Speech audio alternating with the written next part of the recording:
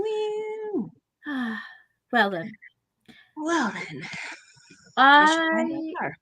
I had all this time to prepare and I didn't grab my radon. Let me just grab my radon. Ooh, a light. I haven't worked on this since the last time I worked on it in front of this camera, so yeah. It's just it has been 2 weeks of doing other random crap. I got a ton of designs uploaded to Redbubble, and so far they've deleted 2 of them. I just got news that they reviewed Nichichu, which is a Pikachu with a big fuck off mustache, and they were like, "Yeah, no, this isn't good." Like, It's not good, or it's copyright infringement, or what's the copyright criteria? infringement. Oh, okay. Copyright infringement. They're like, "You can't do this. We are so sorry, but we're taking it away." And you can appeal it under fair use and parody rules, which that one actually does apply. What was the other one? I'm gonna check. What was the other one that they said you can't have this? Oh, they reviewed the celebrity cyberpunk chinchilla and they said she was fine, but she can't count as official Star Trek stuff. And I'm like, okay. Oh my god. They send so much crap.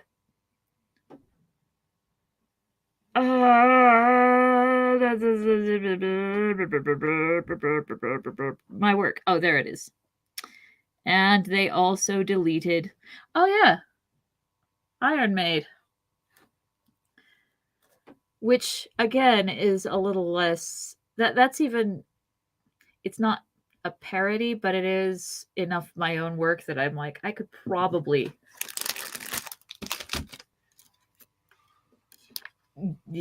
appeal that and make it a thing because I've changed it way more than 10%. It's a fucking mermaid. Yeah. I'm surprised to hear that they even review things for copyright infringement, because I've seen some shit that's definitely not. Right? My problem is my tags. I would probably be flying under the radar if I wasn't like, oh, I want Pokemon fans to find this because they might find it funny that Nichichu, right? Like, it's Nietzsche and Pikachu. If I didn't do that, I would probably be fine. I was like, this is so much fun and he's so cute. I ought to come up with another Pokemon, not physicist, what are they? Philosopher thing. I'm like, and I looked at the names of a whole bunch of them and all I could come up with was Charkigard.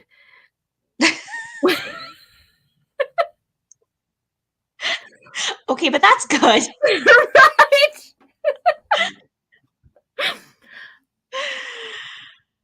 Yeah, if I appeal Michichu and actually get the green light, I will celebrate by drawing Charkigard.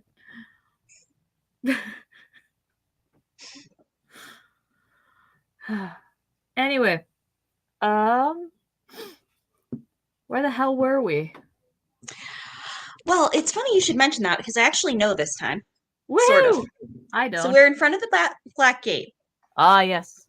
And then the heralds, all in unison except for Greg, yelled the whole giant speech about how the Lord of the Blackland should come forth. Yeah. And then there was a rolling of great drums. Oh boy. This guy. Okay, you can't see what I named the episodes, but the name of the episode is "And Now There's This Guy." Great minds. All right. Yeah. And there, I'm going to go back a sentence just for, continuity. Okay. Yeah. And thereupon the door of the Black Gate was thrown open with a great clang, and out of it there came an embassy from the Dark Tower. At its head there rode a tall and evil shape, mounted upon a black horse, if horse it was, for it was huge and hideous, and its face was a frightful mask, more like a skull than a living head. And in the sockets of its eyes and in its nostrils there burned a flame. I'm gonna say that's not a horse. That's not a horse, but it sounds fucking badass. It does. It sounds super metal, but I'm just like, Tolkien, I know you're aware that horses are typically on fire. Right? It's a quadruped, and someone's riding it. It's not a wolf. It's not a toaster. I was gonna say that toasters aren't quadrupeds, but they do have 4 feet, so I'm gonna give it to you. Yep. Anyways, it's not a toaster, but in its nostrils there burned a flame. So if it liked you, it could perhaps be a toaster. The rider was robed all in black, and black was his lofty helm. Yet this was no ring wraith, but a living man. The lieutenant of the Tower of Barad-dûr he was, and his name is remembered in no tale, for he himself had forgotten it. Oh. I love that we have never heard of this guy before. Right? He's like Sauron's second in command, and just nobody ever fucking mentions him. He walks in, has one scene. He's the evil Imrahil. Yeah. Except that Imrahil can't. He at least leaves when it's time to leave. Imrahil just sticks around, like, I'm part of this. Well, and also, Imrahil remembers his own name. It's just everyone else that doesn't. Burn. Okay, let's see. His name is remembered in no tale, for he himself had forgotten it, and he said, I am the mouth of Sauron. But it is told that he was a renegade who came of the race of those that are named... this is uncomfortable. Yeah, Black Numenorians. It's not a skin color. It's not a skin color. Nothing to do with... yeah. For they established their dwellings in Middle-earth during the years of Sauron's domination, and they worshipped him, being enamored of evil knowledge. And he entered the service of the Dark Tower when it first arose again, and because of his cunning he grew ever higher in the Lord's favor. And he learned great sorcery, and knew much of the mind of Sauron, and he was more cruel than any orc. He it was that now rode out, and with him came only a small company of black-harnessed soldiery, and a single banner, black but bearing on it in red the evil eye. Whole lot of black. Black as far as the eye can see. Yeah. This is... It must be very difficult to be a goth in Middle-earth. You have to keep explaining that you're not evil. I'm not evil. I do not worship Sauron. I have no interest in him. Actually, that's quite like being a goth in regular Earth. And just so that you're not totally confused, Gondor's the flag of the king is black. So yeah. Also just true. likes black, okay? Look, it never goes out of style. It doesn't show the dirt. Let's see. Now halting a few paces before the captains of the West, he looked them up and down and laughed. Is there anyone in this rout with authority to treat with me? He asked. I don't know what accent I'm going for here. Anne Rice vampire.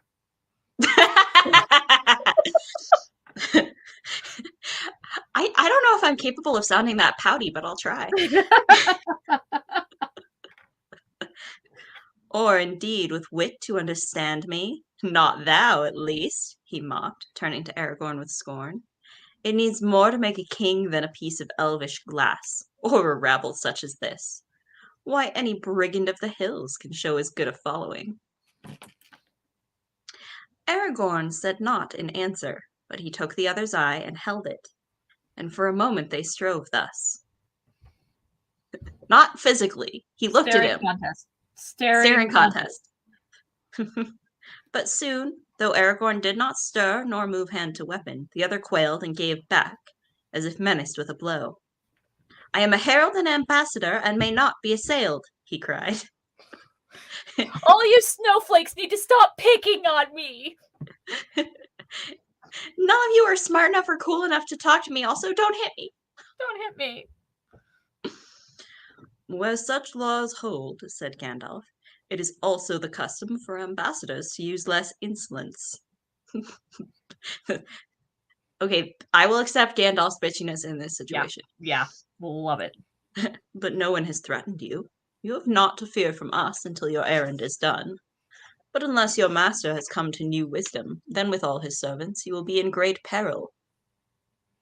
So, said the messenger, then thou art the spokesman, old greybeard? Have we not heard of thee at whiles, and of thy wanderings, ever hatching plots and mischief at a safe distance? But this time thou hast stuck out thy nose too far, Master Gandalf, and thou shalt see what comes to him who sets his foolish webs before the feet of Sauron the Great. I have tokens that I was bidden to show to thee in especial, if thou shouldst dare to come. He signed to one of his guards, and he came forward bearing a bundle swathed in black cloths. The messenger put these aside, and there, to the wonder and dismay of all the captains, he held up first the short sword that Sam had carried, and next a grey cloak with an elven brooch, and last the coat of mithril mail that Frodo had worn wrapped in his tattered garments. Blackness came before their eyes, and it seemed to them in a moment of silence that the world stood still. But their hearts were dead, and their last hope gone. Pippin, who stood behind Prince Imrahil, sprang forward with a cry of grief. Silence, said Gandalf sternly, thrusting him back. But the messenger laughed aloud. So you have yet another of these imps with you, he cried. What use you find in them I cannot guess. But to send them as spies into Mordor is beyond even your accustomed folly. Still I thank him, for it is plain that this brat at least has seen these tokens before, and it would be vain for you to deny them now. Whoops, you thought you were smart, but you just told them that you have no idea what Frodo and Sam were doing. Yep. And okay, so we keep reading, but there's a point I would like to make that is a good one, I think. Okay. Well, let me know when you want to make it. I will. I do not wish to deny them, said Gandalf. Indeed, I know them all, and all their history. And despite your scorn, foul mouth of Sauron, you cannot say as much. But why do you bring them here? Dwarf coat, elf cloak, blade of the downfallen west, and spy from the little rat land of the Shire. Nay, do not start. We know it well. Aha! Here are the marks. That was his next slip up. Spy, singular. So our good guys now know that they only found one. Mm-hmm.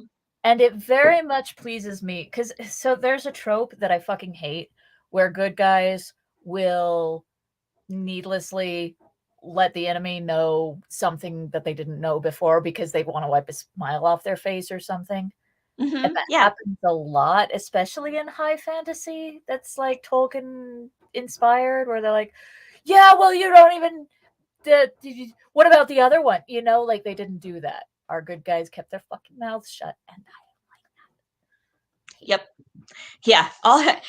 In fact, all Gandalf said, and again, I will give him credit for this actually being applicable this time, was, yeah, I know all about that. Yep.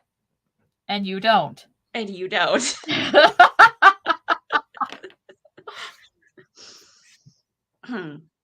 Here are the marks of a conspiracy. Now, maybe he that bore these things was a creature that you would not grieve to lose, and maybe otherwise, one dear to you perhaps. If so, take swift counsel with what little wit is left to you.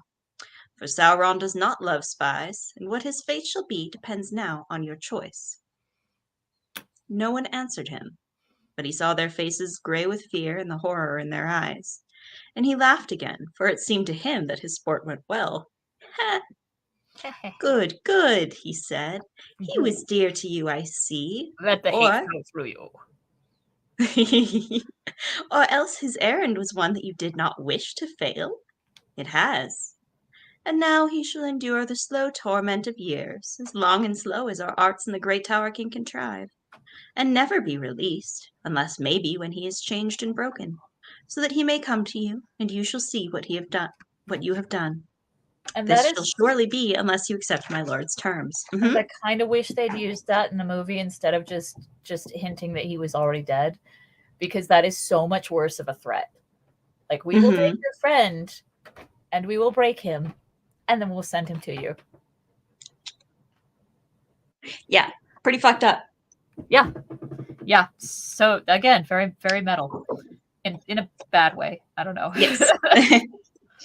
Not good. Name the terms, said Gandalf steadily, but those nearby saw the anguish in his face. And now he seemed an old and wizened man, crushed, defeated at last. They did not doubt that he would accept. These are the terms, said the messenger, and smiled as he eyed them one by one. The rabble of Gondor and its deluded allies shall withdraw at once beyond the Anduin, first taking oaths never again to assail Sauron the Great in arms, open or secret. All lands east of the Anduin shall be Sauron's forever, solely. West of the Anduin, as far as the Misty Mountains and the Gap of Rohan, shall be tributary to Mordor, and men there shall bear no weapons, but shall have leave to govern their own affairs.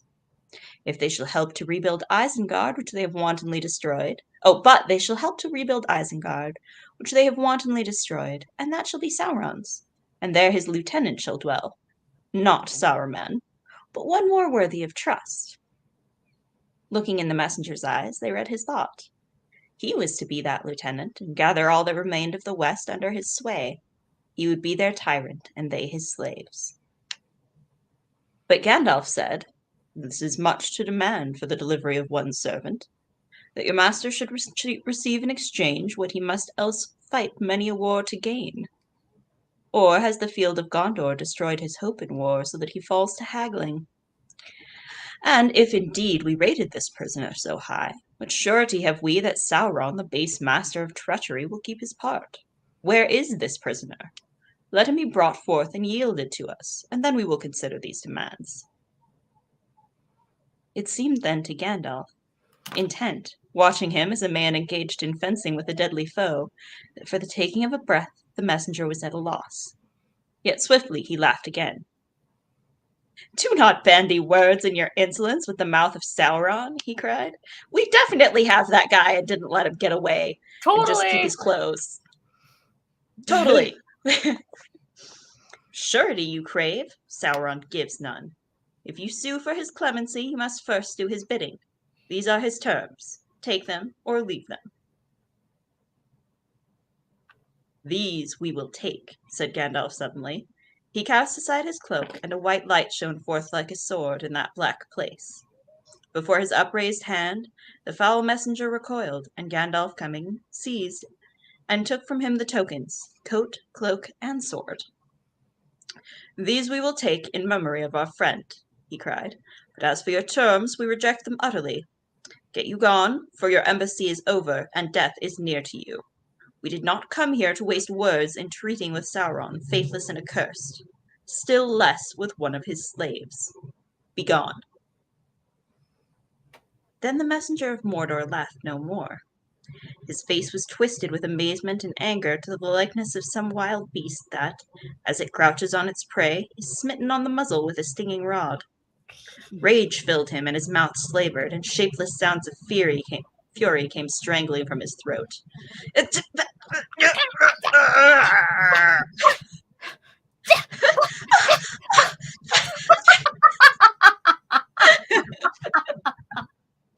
See, now I'm just picturing him as Nathan Lane from The Birdcage. I was picturing Miss Piggy. Oh my god. I know that we would never actually make Miss Piggy the Mouth of Sauron if we were doing a Muppet Lord of the Rings, but Oh no, she's Galadriel. We've already discussed this. But he looked at the fell faces of the captains and their deadly eyes, and fear overcame his wrath. He gave a great cry and turned, leaped upon his steed, and with his company galloped madly back to Cirith Gorgor. But as they went, his soldiers blew their horns in a signal long arranged, and even before they came to the gate, Sauron sprang his trap. Drums rolled, and fires leaped up. The great doors of the Black Gate swung back wide. Out of it streamed a great host, as swiftly as swirling waters when a sluice is lifted. The captains mounted again and rode back, and from the host of Mordor there went up a jeering yell. Dust rose smothering the air, as from near by there marched up an army of Easterlings that had waited for the signal, in the shadows of Ered Luthuli beyond the further tower. Down from the hills on either side of the Moranon poured orcs innumerable. The men of the west were trapped, and soon all about the grey mounds where they stood, forces 10 times and more than 10 times their match would ring them in a sea of enemies. Sauron had taken the preferred bait in jaws of steel. Little time was left to Aragorn for the ordering of his battle. Upon the hill he stood with Gandalf, and there fair and desperate was raised the banner of the tree and stars.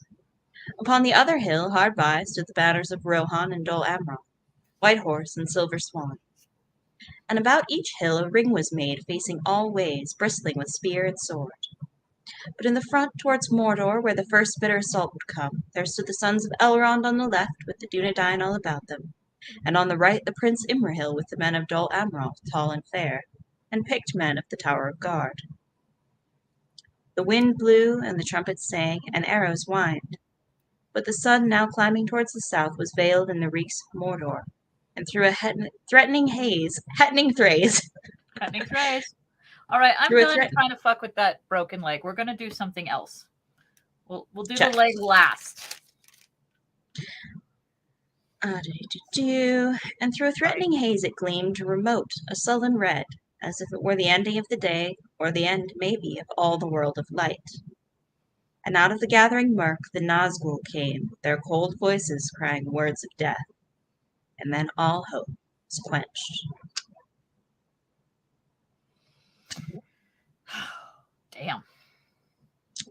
So they're having a pretty bad time, eh? Yeah. Yep. Pippin had bowed, crushed with horror, when he heard Gandalf reject the terms and doom Frodo to the torment of the tower. But he had mastered himself, and now he stood behind Beregond in the front rank of Gondor with Imrahil's men. For it seemed best to him to die soon and leave the bitter story of his life, since all was in ruin. Aw, buddy. Right? I wish Merry was here, he heard himself saying, and quick thoughts raced through his mind, even as he watched the enemy come charging to the assault. Well, well, now at any rate I understand poor Denethor a little better. We might die together, Merry and I, since die we must, why not? Well, as he is not here, I hope he'll find an easier end, but now I must do my best. He drew his sword and looked at it, and the intertwining shapes of red and gold and the flowing characters of Numenor glinted like fire upon the blade. This was made for just such an hour, he thought. If only I could smite that foul messenger with it, then almost I should draw level with old Merry. Well, I'll smite some of this beastly brood before the end. I wish I could see cool sunlight and green grass again. Such a fucking hobbit. I know. Like, well... Well, guess I'll die.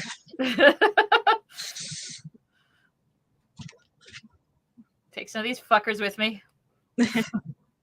Then, even as he thought these things, the first assault crashed into them. The orcs, hindered by the mires that lay before the hills, halted and poured their arrows into the defending ranks. But through them there came striding up, roaring like beasts, a great company of hill trolls out of Gorgoroth. Taller and broader than men they were. They were clad only in close-fitting mesh of horny scales, or maybe that was their hideous hide. But they bore round bucklers huge and black, and wielded heavy hammers in their knotted hands. Reckless they sprang into the pools and waded across, bellowing as they came.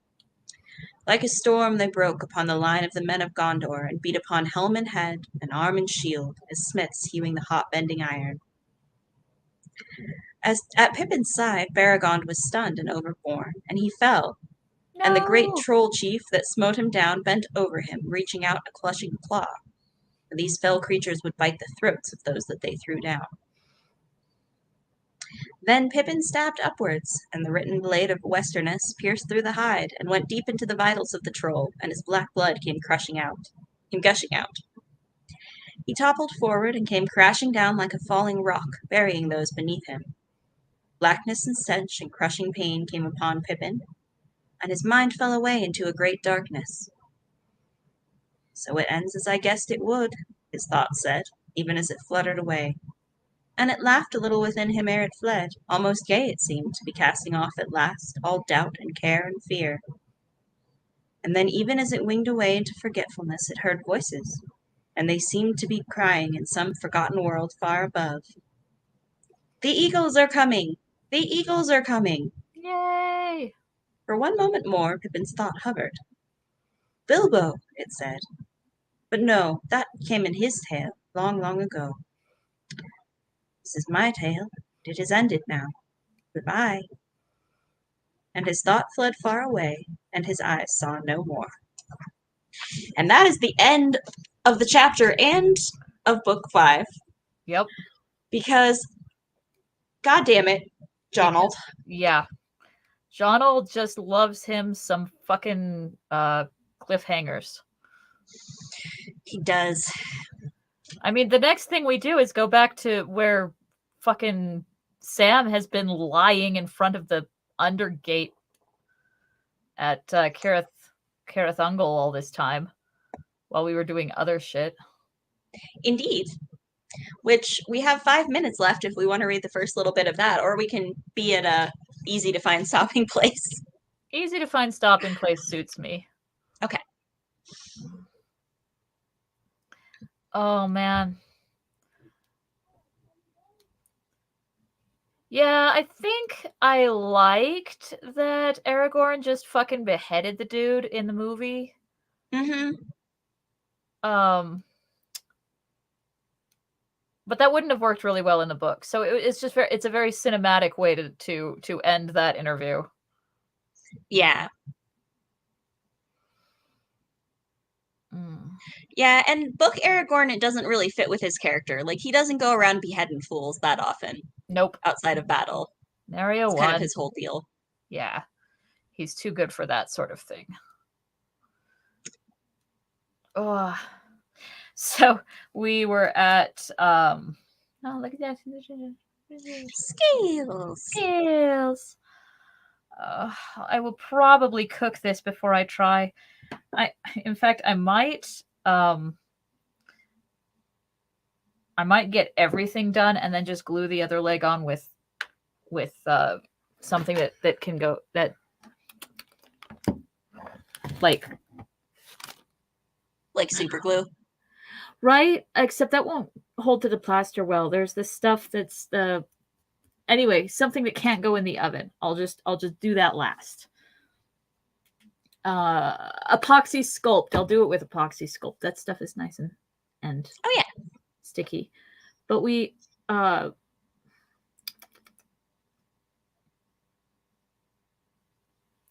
be in Aurora tomorrow with Drea, but I don't know that we can swing by and say hi because social stuff, and she's got a limited amount of time to do things. Well, I'll be hanging around, so if you do, then let me know, and if not, then I will see you on Friday. That's right, feast day. Oh, I remember I was going to tell you that we went to Costco today, and they have a gorgeous Silmarillion with Tangwar on the page edges, and it's so pretty. And Jason was like, "Do you need this?" And I was like, "Maybe." And then I spotted that they also have the Fall of Numenor, and it's gorgeous, and it has Alan Lee illustrations. And I was squeeing around, and he was like, "So, you need both of them?" Yes, please. I do. I do. So I at least know what a couple of my Christmas presents are going to be. Pretty sure we mostly do like homemade stuff solstice and bought and stuff on Christmas. So that's how that's gonna go. Oh. I am working on a Glaceon cloak for Abby. He's got ears. Nice. They're not very. They might flop a bit, but.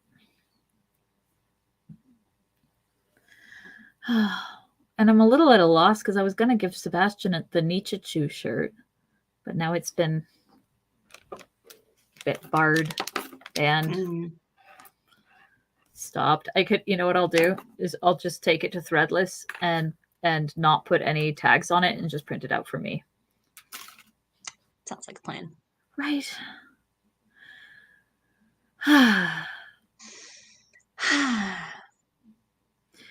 And that's all I got. That's all I got. I'll see you on Friday. Okay, I love you, Cuidado. Love you, Tuliamas. Bye. Bye.